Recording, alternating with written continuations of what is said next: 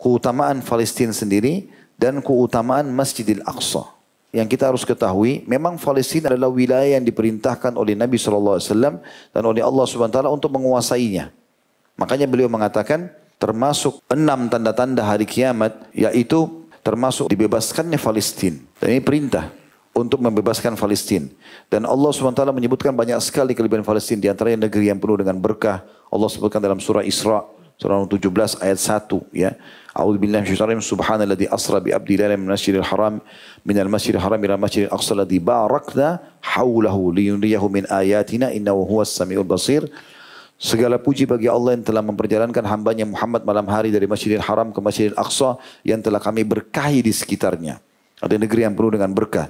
Dan kami menunjukkan kepada dia tanda-tanda kebesaran kami. Sungguhnya dia maha mendengar dan maha melihat.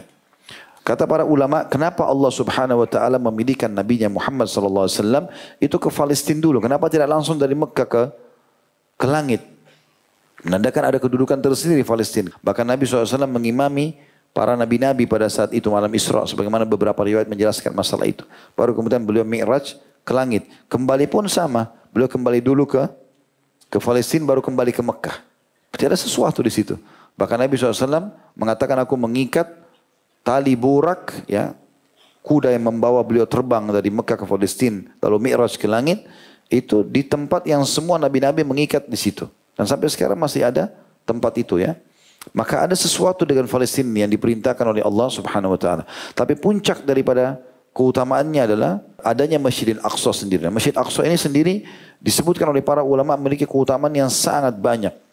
Kata Nabi SAW, ketika Sulaiman, kata Nabi SAW, Nabi Sulaiman alaihissalam, ketika Sulaiman bin Daud telah usai membangun atau renovasi Baitul Maqdis, karena yang pertama membangun Baitul Maqdis adalah Nabi Ibrahim alaihissalam. Jaraknya dengan Masjidil Haram 40 tahun. Memang dalam hadis sahih dikatakan, Nabi Ibrahim AS bangun Masjid Haram dulu, Ka'bah, 40 tahun setelahnya membangun Masjid Aqsa di Palestina. Maka Nabi Sulaiman datang merenovasi, karena ini cucu kesekian Nabi Ibrahim AS. Pada saat selesai merenovasi Baitul Maqdis, maka ia memohon kepada Allah 3 hal. Pertama, agar keputusannya sesuai dengan keputusan Allah.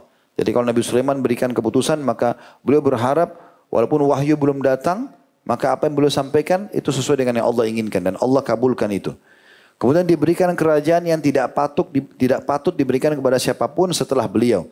Dan agar siapa saja, itu yang kedua. Dan Allah sudah berikan. Dan yang ketiga adalah agar siapa saja yang mendatangi masjid ini atau Baitul Maqdis tidak menginginkan kecuali sholat di dalamnya, maka keluar dari dosanya seperti baru dilahirkan oleh ibunya.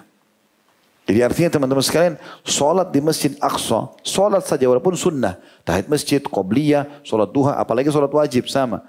Sholat saja 2 rakaat. Doanya Nabi Sulaiman dan Allah kabulkan agar begitu sholat seperti baru dilahirkan oleh ibunya.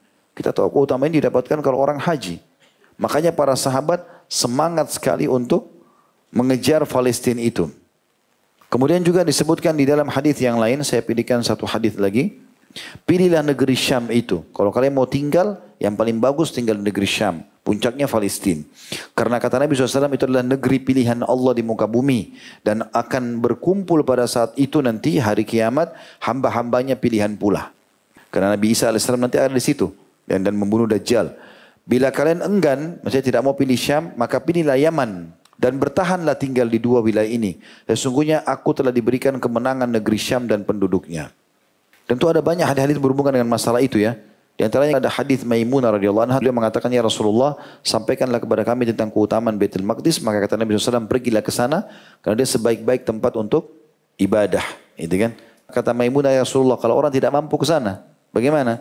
Kata Nabi SAW, menyumbang, memberikan penerangan untuk Palestina, untuk Masjid Aqsa. Dan siapa yang memberikan penerangan, waktu itu menyumbang minyak zaman dulu orangnya, nanti dipakai untuk nerangin masjid, pakai sumbu, minyak zaitun biasanya lama sekali kalau menyala gitu. Kalau sekarang bahasa kita direnovasi, ikut menyumbang untuk renovasi, maka dia seperti sudah sholat di dalamnya.